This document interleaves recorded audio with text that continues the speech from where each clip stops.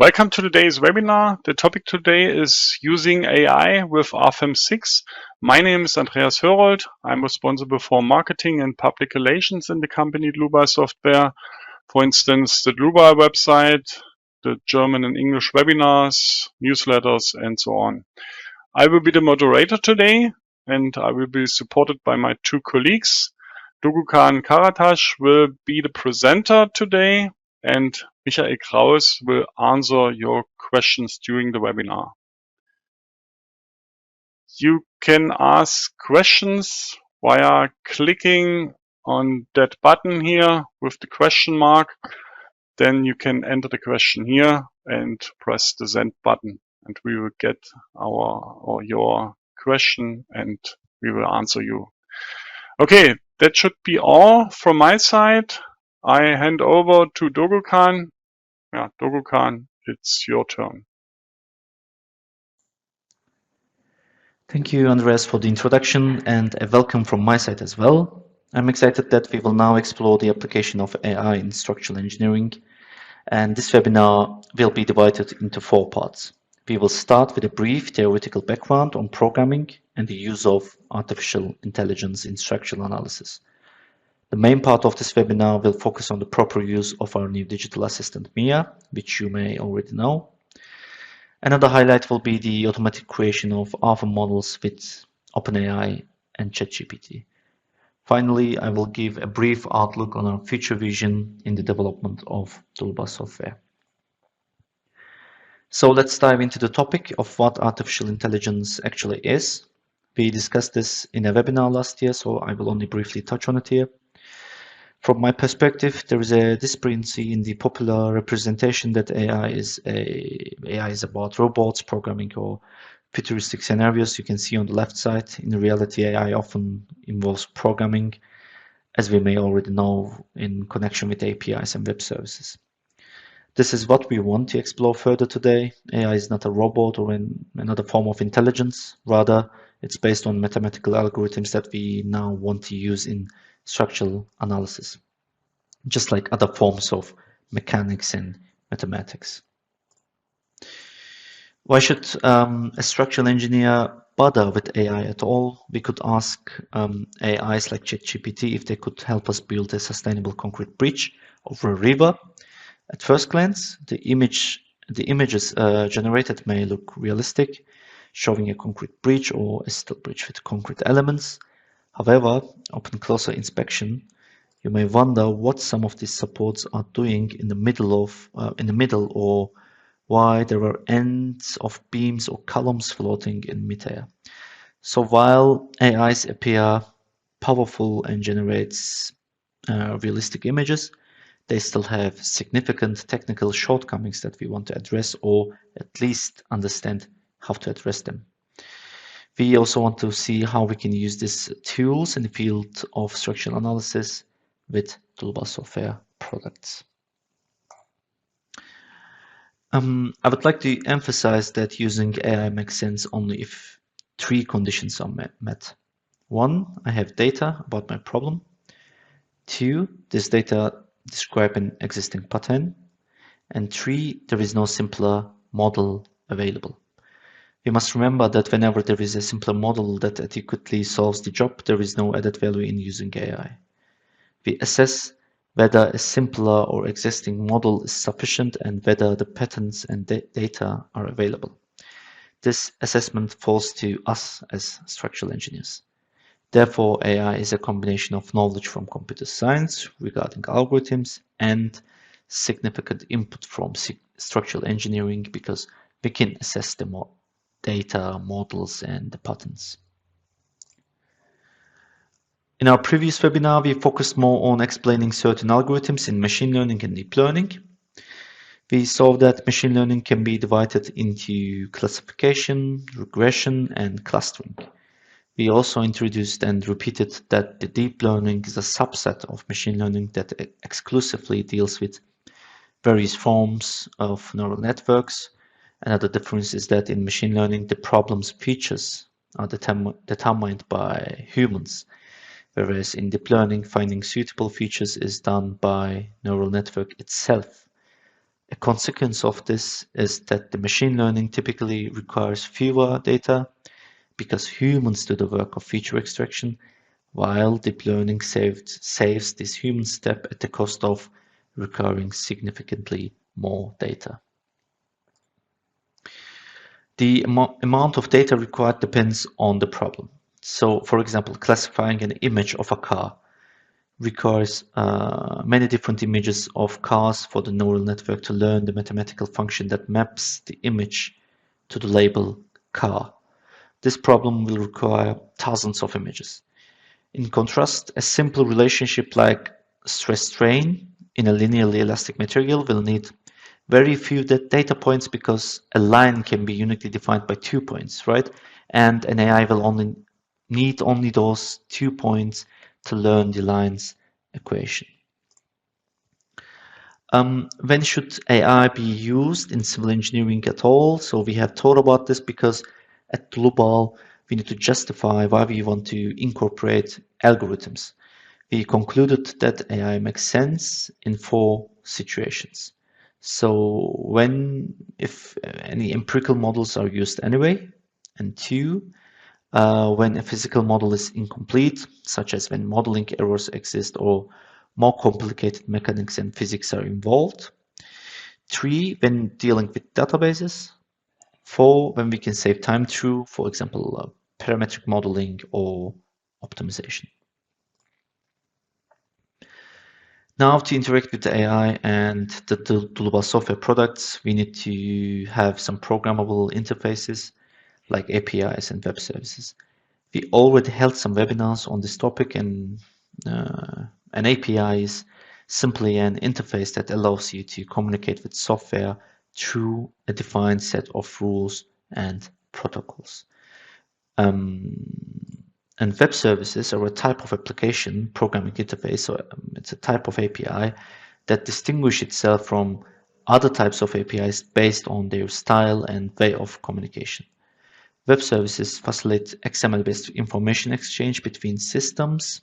In our case, we use a HTTP technology called Simple Object Access Protocol to establish this connection, which provides a standard method for accessing web services.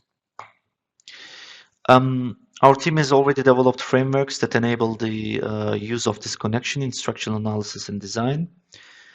These frameworks provide basic functions that allow our users to send commands to RFEM or ASHTAP and then receive some responses. They are designed to be user-friendly, so even users with minimal experience can use them effectively. You can find these libraries in our GitHub profile.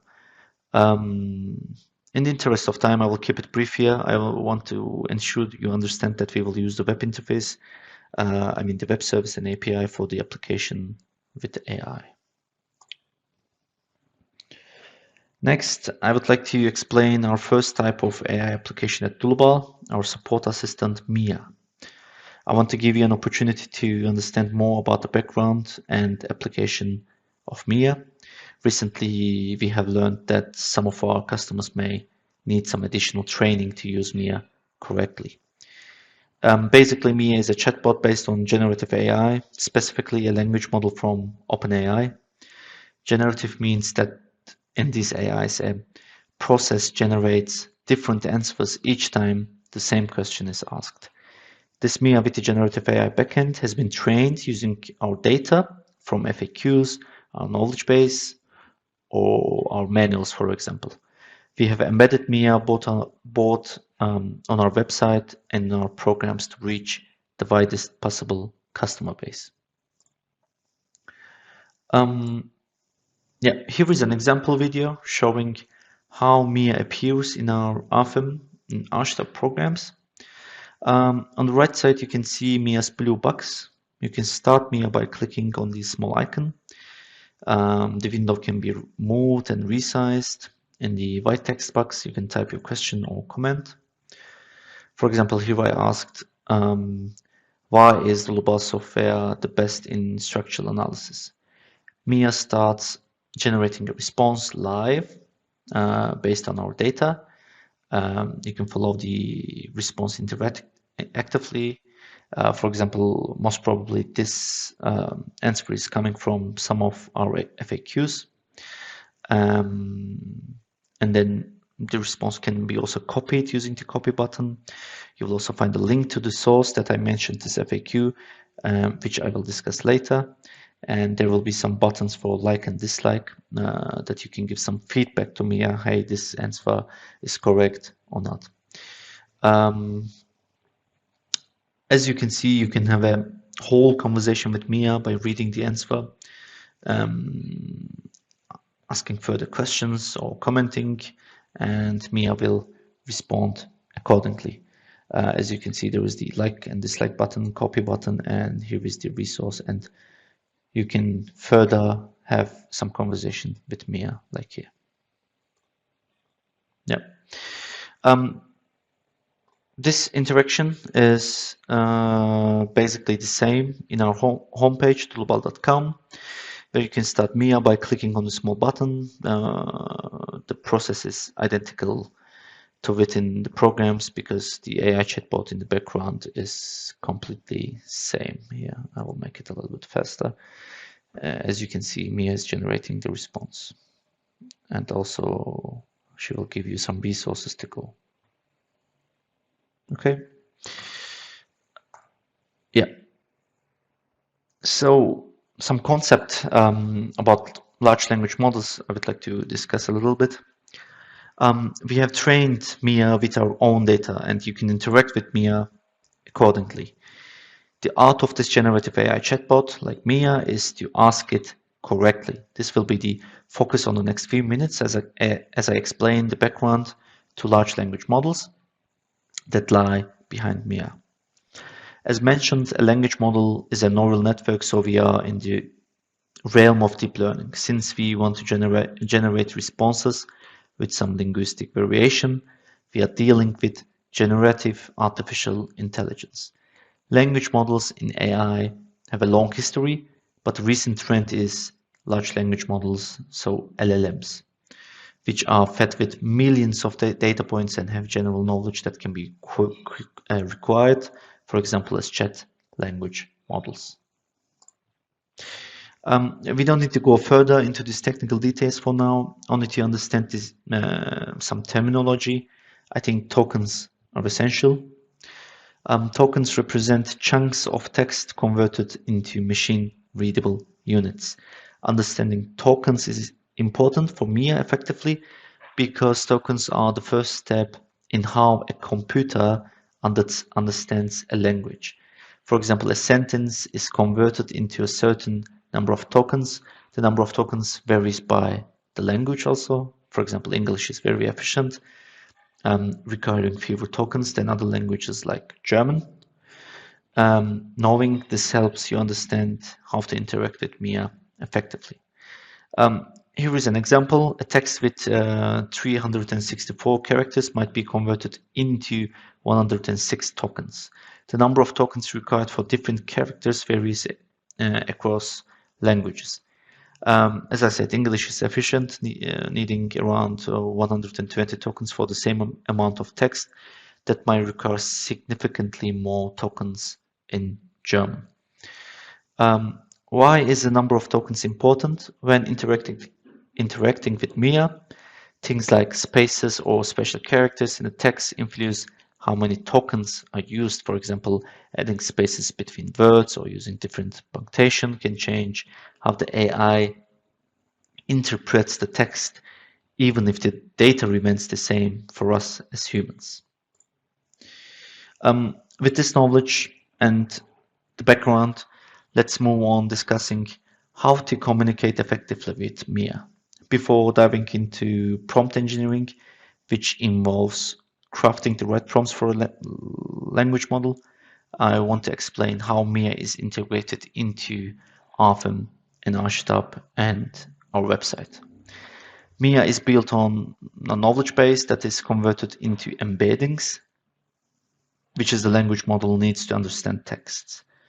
So, as you can see, the user interface, for example, in RFEM and Artificiale or on website. Functions are provided that access these embeddings and generate tokens based on the questions asked, delivering responses through an interface. Now let's move on to the main part of this presentation, effective prompting, or how to ask Mia the right questions. Prompt engineering consists of several parts, four of which have already been handled by our team to address technical aspects that you don't need to worry about at all. You just need to focus on the actual interaction with the language model. In the background, we first described to the language model what it is responsible for, how it should behave, the type of output expected, and so on and so on. We provide some context in which the chatbot should operate and set various technical parameters in the neural network. Let's look at how this description and instruction to the language model and then the specific questions. I have colored some of the parts for clarity. We have explained Mia's role, provided a description which is more detailed than what fits on this slide, given some context related to the structural analysis, and set parameters for terminology, calculation approaches, and materials in mechanics and mathematics. This does not limit Mia, but guides it on where to start searching for generating answers. Then the actual query is presented, like asking how to apply a surface load in RFEM. Because prompting is so important, we have created a dedicated guide in our FAQs based on our experience since Mia was made available. I invite you to review the prompting guide on our website, which clearly explains how to craft your prompts. Let's practice a bit. The goal of prompt engineering is to create precise, comprehensive, and effective inputs to get high-quality answers from Mia. This is more of an art than science, with entire courses dedicated to it. For Dlubal Software, the key is to follow these 5 rules when asking some questions to Mia. 1. Use complete, short, and clear sentences. 2. Make implicit information explicit, as the AI won't infer context on its own. 3. Provide as many details as possible for precision. 4. Break longer prompts into manageable steps and ask questions in a sequence. And 5. Place the most important information at the beginning or at the end, as language model prioritize these positions. With this knowledge, let's look at an example before moving on to live demos. Here is a poorly written prompt. I'm looking for a user why they can't log in. This lacks specify and context, resulting in Mia not understanding the question. A better prompt would be a user can't log into RFEM, not on the home page. This prompt is more specific, and Mia can provide the correct answer. Let's try another example here. Many people ask for help with model instability. A prompt like, my model is unstable, what can I do? Lacks specificity and context, resulting in a very general response here, as you can see.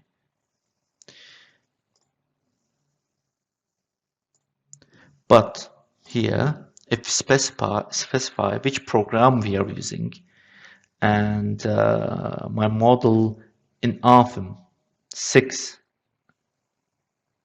is unstable, what can I do? Then Mia can give us a more accurate and brief, as you can see, answer here.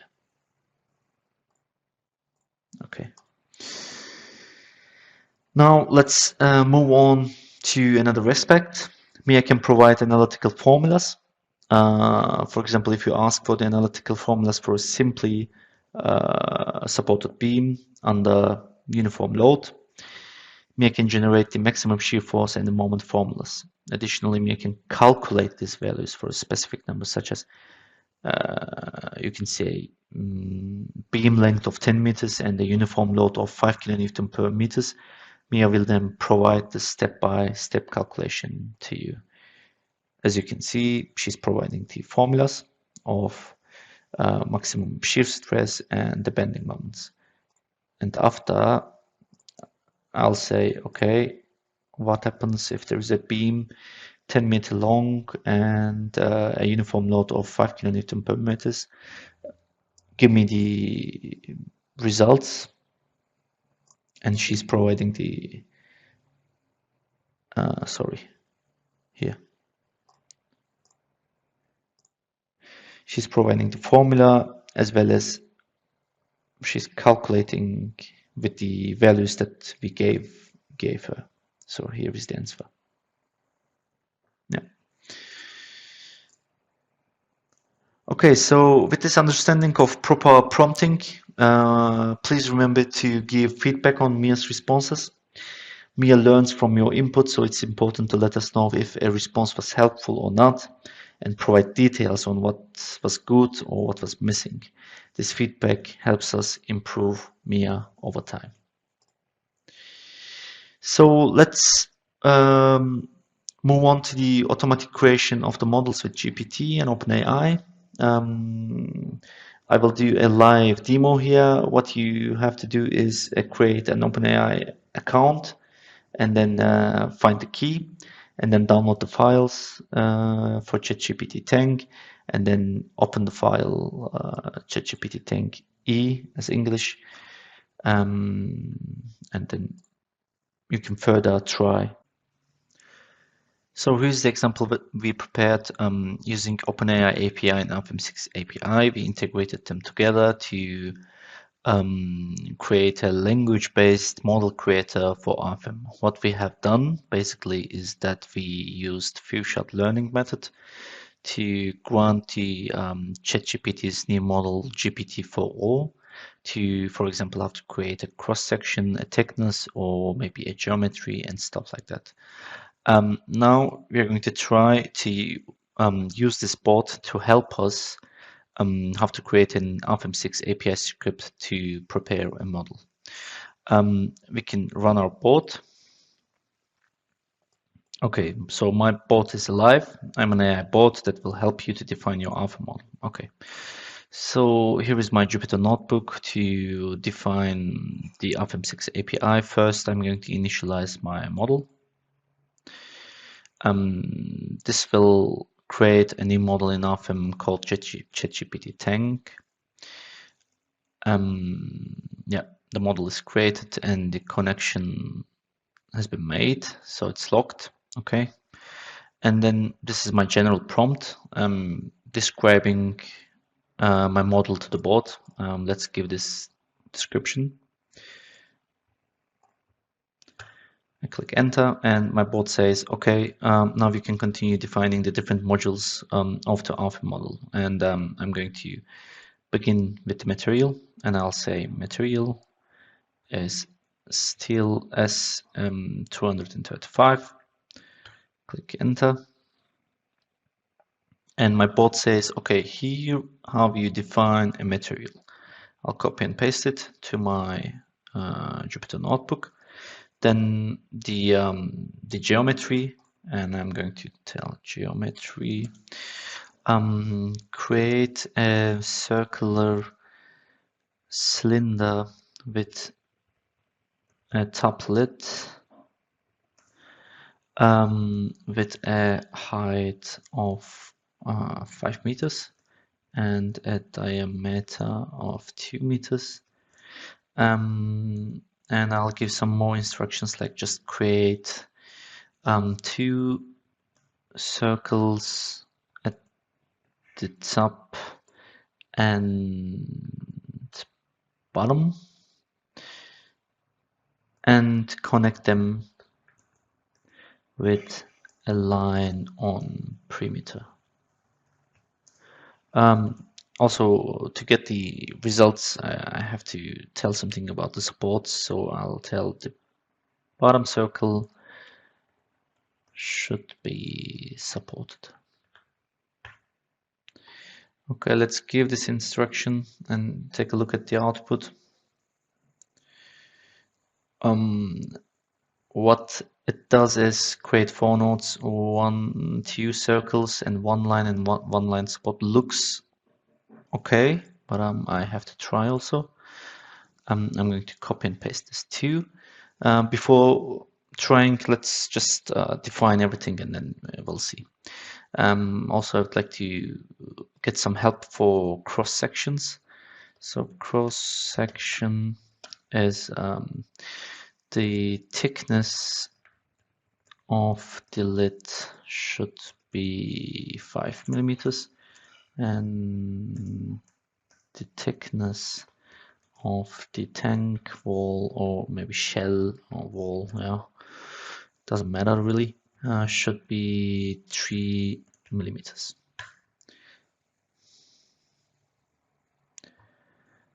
Okay, my board says this script defines the thickness. Okay, let's copy and paste it. Let's see. No, so 2 thicknesses and 2 surfaces looks pretty good. But we'll see, and let's go to the loads and get some help for loads. Create me a snow load on the top lid and with a magnitude of 0.25 kilonewtons per square meters, and ignore the self weight.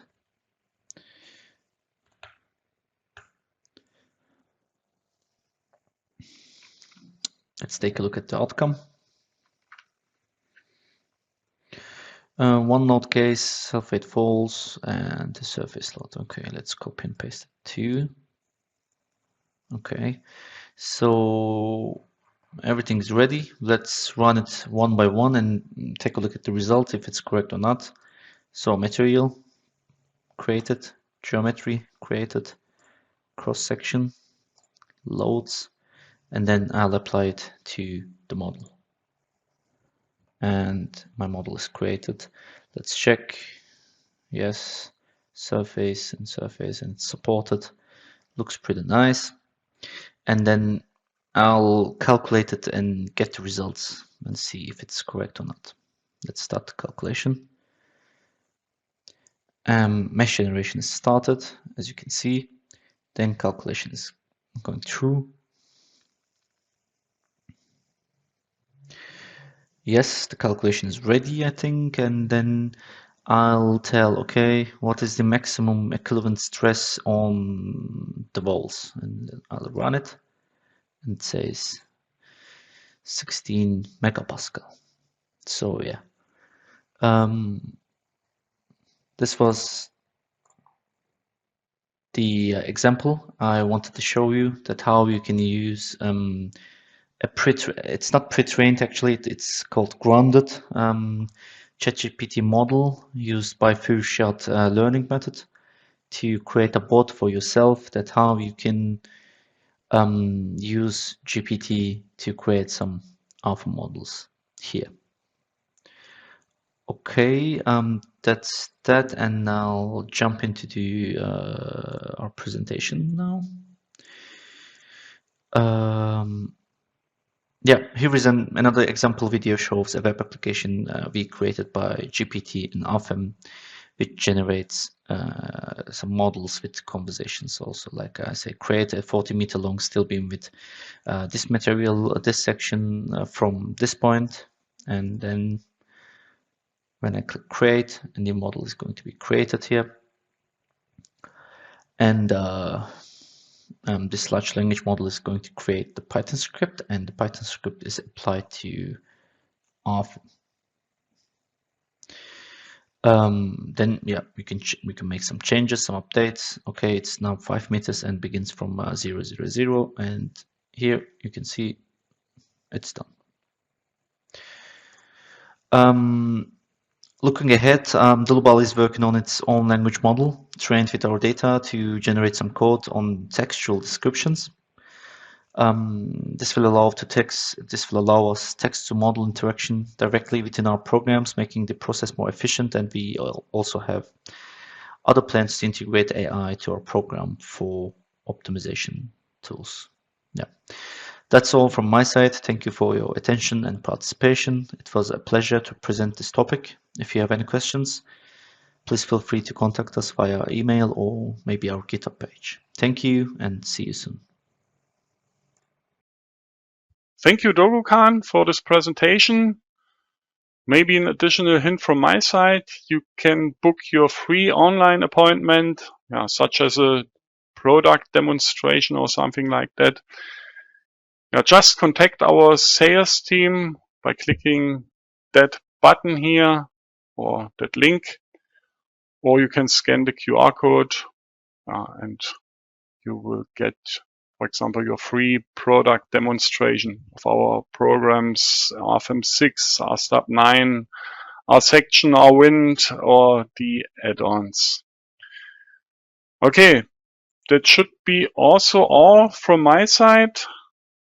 Thanks again, Dogu-kan, for the presentation. Thanks to Michael for answering the questions. Thank you for your attendance. I hope we meet each other in a future webinar. Have a nice rest of the day and bye-bye.